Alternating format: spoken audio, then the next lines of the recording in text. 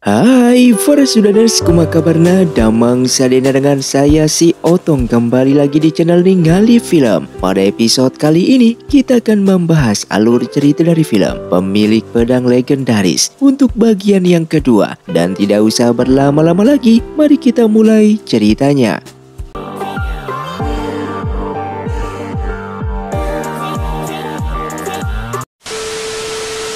Film pun dilanjutkan dengan diperlihatkannya Jinong yang sedang melihat Julian dari kejauhan, dan keberadaannya tersebut telah disadari oleh Julian yang segera menghampirinya. Di sana Julian bertanya kenapa setiap melihatnya Jinong selalu memanggilnya dengan nama Kyu, yang kemudian Jinong pun menceritakan kalau Kyu adalah istrinya yang belum lama ini meninggal dan wajah mereka sangatlah mirip. Mendengar hal tersebut Julian pun menangis dikarenakan ia tidak menyangka jika hidup Jinong sangatlah menderita seperti ini. Jining 哥走了。 Sementara di sisi lain, terlihat Jining membawa Yue ke dalam goa, dan di sini ia pun memperkenalkan dewa air tersebut kepada Yue. Kemudian Wang mengatakan kepada Yue untuk tidak menceritakan tempat ini kepada siapapun, dan mengetahui jika mereka berdua sedang melawan siluman ular. Wang pun memberikan informasi mengenai kelemahan siluman ular tersebut yang terletak di mata sebelah kirinya. Sehingga mendengarkan informasi ini, Jining beserta Yue pun keluar dan kembali menghadapi siluman ular tersebut. Setelah itu Jining pun mengeluarkan teknik jurus 1000 pedangnya dan berhasil melumpuhkan siluman itu. Namun di saat akan membunuhnya, tiba-tiba datanglah seorang wanita yang keluar dari portal dimensi dan memohon kepada mereka berdua untuk tidak membunuh hewan peliharaannya ini. Di sini ia pun menjelaskan jika hewan peliharaannya ini tidak jahat dan tidak akan membunuh manusia, melainkan manusialah yang sangatlah jahat yang selalu mengincar empedu ular untuk bahan pengobatan. Maka dari itu siluman ular ini selalu membunuh manusia agar dia tidak dibunuh oleh mereka. Dan kemudian Ming Er pun memiliki sebuah rencana agar peliharaannya ini tidak dibunuh, sehingga ia pun memasukkan siluman ularnya ke dalam pedang milik Jining. Dengan begitu Jining bisa semakin kuat apabila saat bertarung menggunakan pedang tersebut, yang membuat Jining pun menyetujuinya. Dan setelah itu Ming Er pun berterima kasih kepada mereka karena tidak membunuh hewan peliharaannya. Ia pun berjanji akan membantu mereka apabila dalam kesusahan. Dan singkatnya Jining beserta Yue kembali ke perguruan dengan memberitakan informasi kepada pemimpin perguruan kalau siluman ular sudah dijinakkan dan berada di dalam pedangnya. Maka dari itu Ming Er pun datang ke sana sebagai bukti bahwa Ming Er merupakan pemilik siluman ular tersebut. Setelah Ming pergi dari sana, terlihat pemimpin perguruan sangatlah terkejut melihat kehebatan Ming Er dikarenakan bisa menggunakan portal dimensi sesuka hatinya yang sangat jarang ada orang yang bisa memiliki bahkan menggunakan kekuatan tersebut. Dan pada akhirnya Jining yang berhasil menaklukkan siluman ular itu pun langsung disambut meriah oleh semua murid yang pada awalnya dia diremehkan, namun saat ini justru mereka mengakui kehebatannya. Setelah itu semua murid dikumpulkan oleh Master Feng. Di sana ia ingin Muzi melawan seorang wanita yang bernama Cilong karena hanya mereka yang satu-satunya ahli dalam membuat boneka petarung, sehingga boneka petarung dari mereka lalu dikeluarkan untuk bertarung, dan terlihat jelas Muzi dengan mudah mengalahkan boneka petarung milik Cilong yang hingga sampai hancur.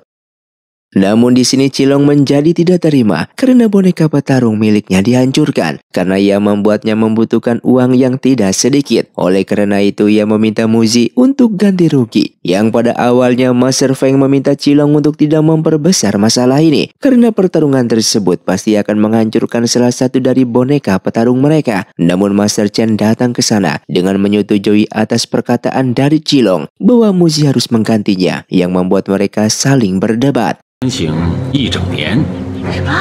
Kemudian mereka bertiga pun berdiskusi tentang bagaimana cara mencari uang sebanyak itu. Lalu Jining pun memiliki sebuah ide, ia akan bertarung di arena petarung ilegal yang apabila ia menang maka mendapatkan uang yang sangatlah banyak. Tak lama kemudian Yue pun datang ke sana dan tidak setuju dengan idenya tersebut karena arena petarung ilegal itu merupakan tempat yang sangatlah berbahaya. Namun Jining menjawab jika saat ini mereka tidak memiliki jalan keluar dan itulah satu-satunya cara untuk mendapatkan uang sebanyak itu dalam waktu yang singkat. Yang pada akhirnya Jining pun masuk ke dalam arena petarung. Ia pun menggunakan topeng untuk menutupi identitasnya sebagai murid dari perguruan Heibai. Dan tak lama kemudian Lata pun datang ke sana untuk mengikuti pertarungan tersebut. Di sini ia sengaja datang ke sana karena sudah mengetahui jika di balik topeng itu adalah Jining. Alasan ia datang ke sana selain untuk membantunya mendapatkan uang, ia juga ingin mengetes kemampuan Jining yang masih misterius. Dan terlihat pertarungan pun berlangsung sangatlah sengit. Sesaat Jining menggunakan jurus andalannya, yaitu jurus pedang air yang membuat Lata sedikit kewalahan untuk melawannya. Dan setelah mengetahui kemampuan Jining, ia pun mengaku kalah dan pergi dari sana, yang membuat Jining memenangkan pertarungan tersebut. Singkatnya mereka pun kembali ke perguruan dengan membawa uang tersebut. Namun baru saja tiba di sana, terlihat semua murid langsung menghadang mereka bertiga. Yang ternyata Jining bersama Muzi dan Julian sudah ketahuan pergi ke arena pertarungan ilegal, yang dimana hal tersebut melanggar aturan dari perguruan Heibai. Dan semua murid meminta pemimpin perguruan untuk menghukum mereka bertiga karena telah melanggar aturan perguruan. Dikarenakan tidak ada jalan lagi, Jining pun mengakui perbuatannya tersebut. Namun ia berbohong jika ia hanya sendiri yang ke sana untuk bertarung di arena itu. Dan ia pun mengatakan seperti itu agar kedua temannya selamat dari hukuman.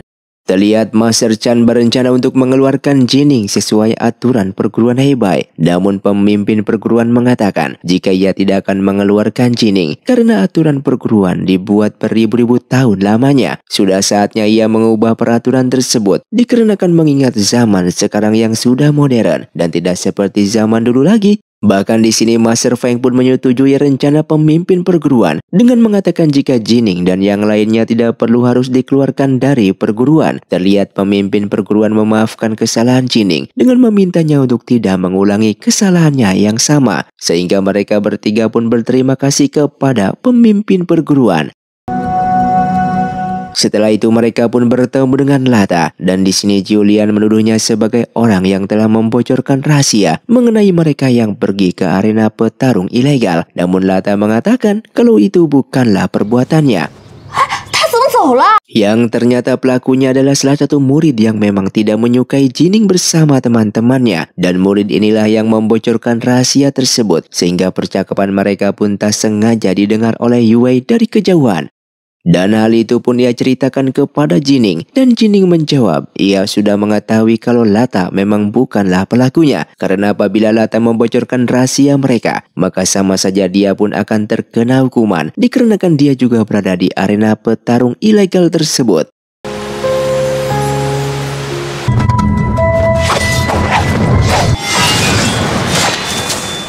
Setelah itu Yue menghampiri Lata yang sedang berlatih, dan kedatangannya ke sana hanya ingin mengucapkan terima kasih dikarenakan atas bantuannya Jining mendapatkan uang yang begitu banyak.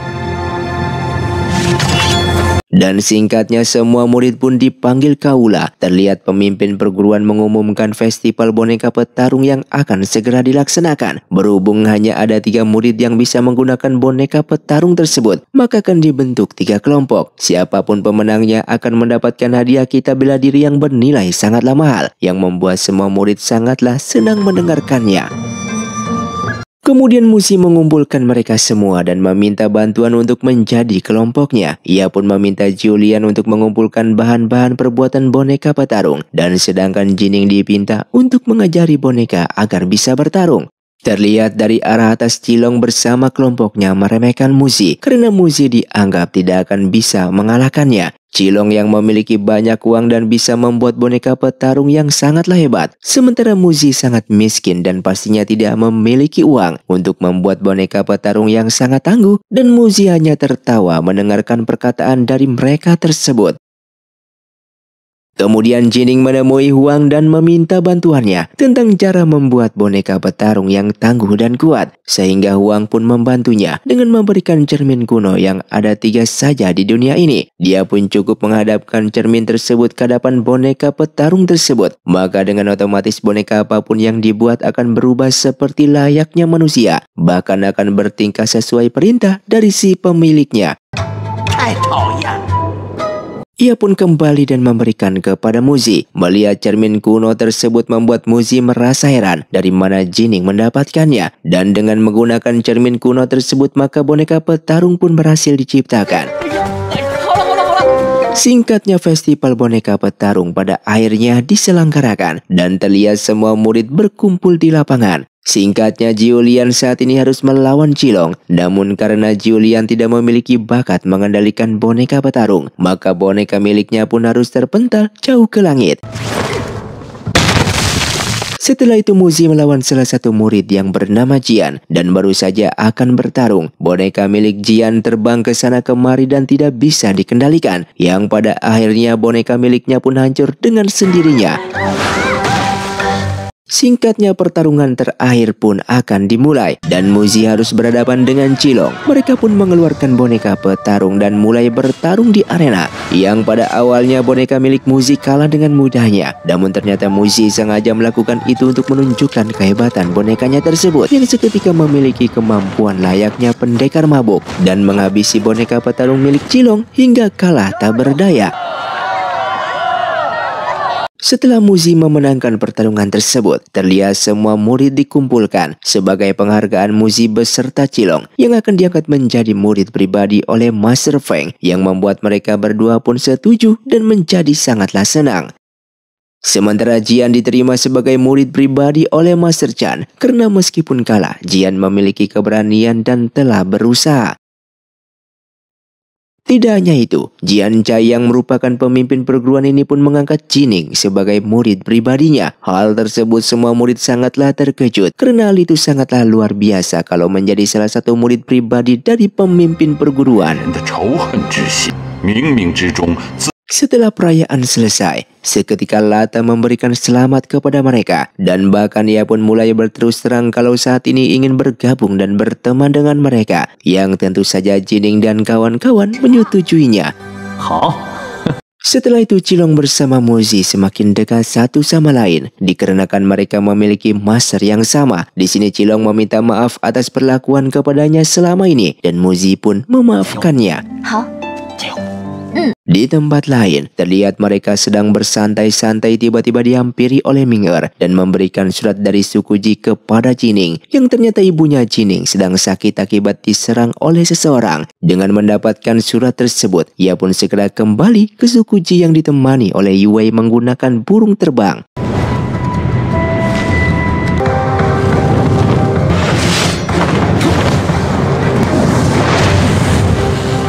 Informasi itu juga disampaikan oleh Julian kepada Jinong yang membuat Jinong sangatlah terkejut.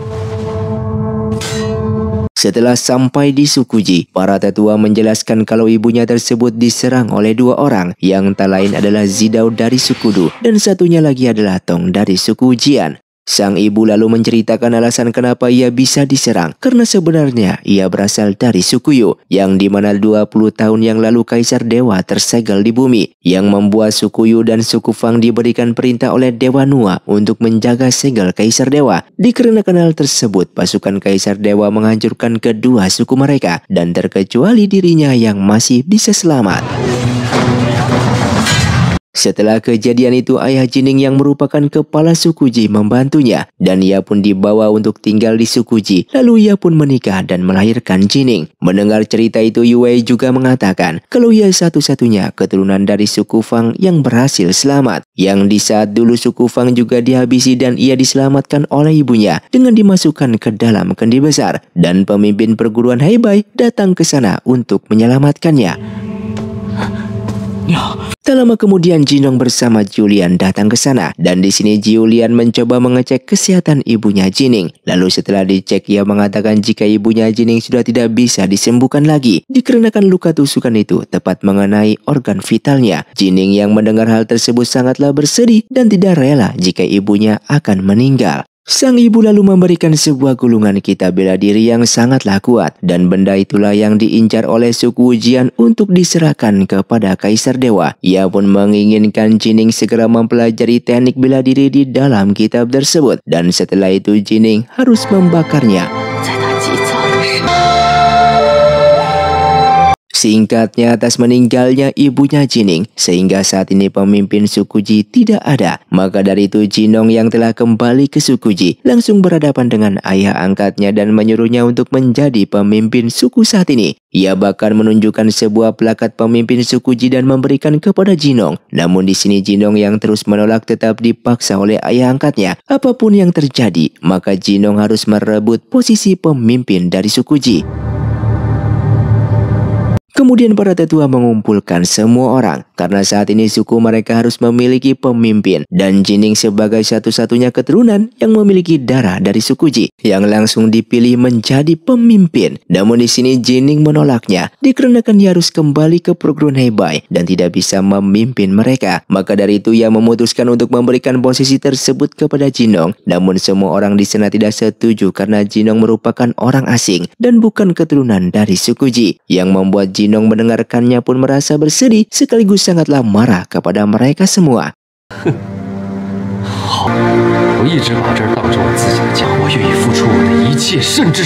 Setelah itu Julian mencoba menenangkannya dan tidak usah memasukkan ke dalam hati semua perkataan orang-orang dari suku Ji. Namun tetap saja Jinong merasa sakit hati karena selama ini ia tidak pernah dianggap. Tak lama kemudian Jining datang ke sana bersama Yue. Lalu Jinong mengembalikan plakat itu dan mengaku kepada mereka semua kalau bukan ia yang mencurinya melainkan ayah angkatnya yang memberikan plakat itu kepadanya dan terus memaksanya untuk menjadi pemimpin suku Ji. Sementara ia tidak mau. Setelah memberikan plakat itu Jinong lalu pergi dari sana dan berjanji tidak akan mau kembali lagi ke suku Ji. Setelah itu Jining kembali ke perguruan dan mulai berlatih siang dan malam tanpa berhenti supaya bisa menjadi jauh lebih kuat secara cepat. Lalu kemudian ia pun pergi ke ruangan rahasia bersama Muzi dan mulai mencari sebuah kitab yang dapat mempercepat ilmu bela diri seseorang agar bisa kuat. Namun kitab yang ia inginkan tersebut tidak berada di sana. Kemudian Muzi pun mengatakan kalau ada satu kitab yang bisa membuat Jining memperkuat bela dirinya dalam waktu yang singkat. Namun harga kitab itu sangatlah mahal, yang membuat Jining akan pergi kembali ke arena petarung ilegal untuk mendapatkan uang. Ia lalu menggunakan topengnya kembali untuk bertarung. Namun siapa sangka lawannya saat ini adalah Jinong yang membuat ia sangatlah terkejut. Jining pun bertanya kenapa Jinong bisa berada di sini dan Jinong menjawab kalau selama ini ia memang tinggal di arena ini. Demi melampiaskan rasa kekecewaannya, Jinong pun langsung menyerangnya untuk membuktikan siapa yang terkuat di antara mereka berdua. Namun di sini Jining tidak bersungguh-sungguh untuk melawannya dan lebih memilih untuk keluar dari arena tersebut. Di tempat lain, Zidao membawa beberapa pasukan suku Du untuk menagih janji ke suku Jian. Karena apabila ia membantu mereka maka Zidao akan dimasukkan ke dalam suku Jian. Namun ternyata kedatangannya justru ditolak dan diusir oleh Tong. Di sini Tong mengatakan kalau Dongki yang merupakan pemimpin mereka tidak bisa menemuinya dan meminta lain waktu untuk datang lagi ke sini. Setelah itu Zidao yang kesal langsung mencurigai kalau saat ini ia hanya dimanfaatkan oleh suku Jian. Maka dari itu untuk membuktikan semuanya itu, ia pun harus bekerja untuk mereka.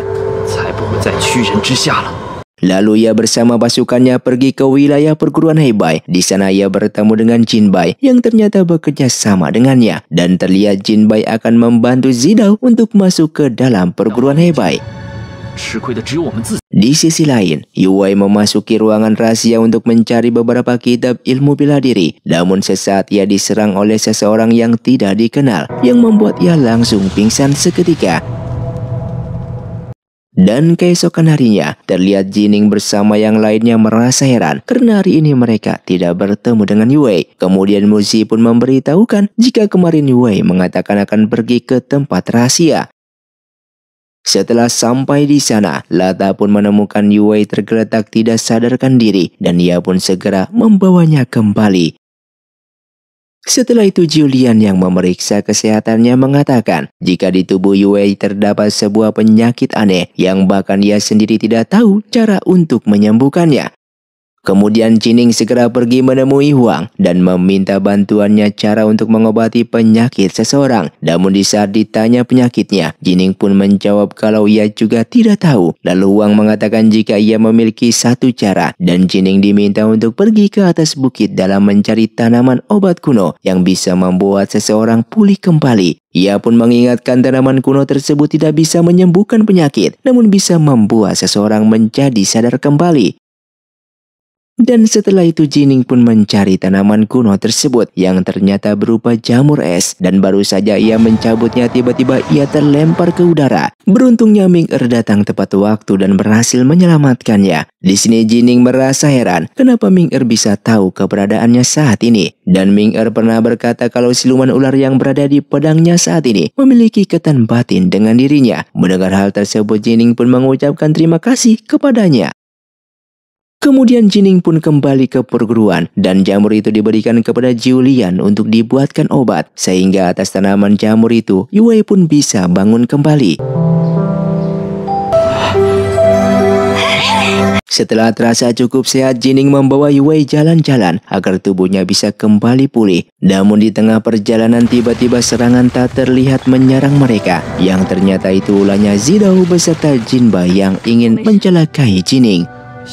Dan pada akhirnya Zidao berhasil menyandra Yue. Di sana ia meminta Jining untuk menyerahkan plakat tanda pemimpin suku Ji, dan apabila tidak maka akan membunuh Yue. Sehingga Jining yang tidak ada pilihan lain, ia pun langsung memberikan plakat tersebut kepadanya. Dan setelah itu Jining pun langsung menyerangnya, yang bahkan Jinong juga datang ke sana untuk membantunya dalam merebut kembali plakat tersebut. Di saat Jining kembali ke perguruan, terlihat semua murid yang mengetahui pertarungan tadi justru menuduh Jinong yang bekerja sama dengan Jinbai untuk memasukkan suku Du ke dalam perguruan Hebai. Namun di sini Jining tidak mempercayai mereka dikarenakan Jinong merupakan saudaranya yang tidak mungkin mencelakai dirinya. Setelah itu Jinong pergi dari sana karena semua murid yang selalu menuduhnya sebagai pelaku yang bekerja sama dengan suku Du. Singkatnya di malam harinya, Jining yang sedang berduaan dengan Yue. Di sana ia memberikan sepucuk bunga sambil mengungkapkan isi hatinya yang saat ini menyukainya, yang membuat Yue merasa senang dengan menerima bunga tersebut. Setelah itu Yue dipanggil oleh pemimpin perguruan dan melarangnya untuk jatuh cinta karena Yue memiliki sebuah penyakit yang apabila ia memakai hatinya untuk mencintai seseorang, maka penyakitnya itu akan langsung kambuh. Maka dari itu ia meminta Yue untuk menjauhi Jining demi kesehatannya tersebut. Semenjak bertemu dengan pemimpin perguruan, sikap Yue seketika langsung berubah. Ia pun menemui Jining dan meminta maaf. Ia tidak bisa melanjutkan hubungan mereka saat ini. Setelah itu Jining pun menjadi sedih dan Muzi yang melihat hal itu mengatakan kalau esok hari Yue berulang tahun. Maka dari itu ia menyuruh Jining untuk mempersiapkan sebuah hadiah supaya hubungannya dengan Yue kembali baik. Setelah itu Jining kembali kepada Huang dan bertanya kepadanya hadiah yang cocok untuk seorang wanita yang sedang ia sukai. Huang pun menjawab kalau wanita yang berasal dari perguruan Hebai seharusnya menyukai pedang. Kemudian Jining pun bertanya dari mana ia bisa mendapatkan pedang yang bagus, sementara ia tidak memiliki uang untuk membelinya. Sehingga Huang lalu memberikan sebuah plakat dan menyuruhnya untuk pergi ke Goa Pedang yang tidak jauh dari sana. Maka dari itu Jining harus bertarung dengan seorang penunggu dari goa tersebut agar bisa mendapatkan pedang kuno. Dengan waktu bersamaan Kaisar Dewa sangatlah marah karena Dongki yang selalu gagal mendapatkan dua benda lagi supaya ia bisa melepaskan segel yang membelenggu di tubuhnya. Di sana Kaisar Dewa lalu menjanjikan apabila Dongki bisa mendapatkan dua benda lagi untuk membuatnya bisa bebas, maka ia akan menunjukkan keberadaan reinkarnasi dari kekasihnya tersebut. Dan singkatnya Jining berhasil tiba di gua pedang yang dimaksud oleh Huang. Di sana ia pun berhadapan dengan penunggu gua itu. Saat sedang bertarung Jining merasakan kekuatannya sedikit bertambah. Ia pun mengendalikan sebuah pedang tanpa harus menyentuh. Yang pada akhirnya pedang kuno itu pun berhasil ia dapatkan. Dan film pun bersambung. Terima kasih untuk kalian yang sudah menonton video ini sampai habis. Sampai jumpa di video selanjutnya. Saya pamit urang dari Ningali Film. See you, tunggu diri dan salam Sundaners.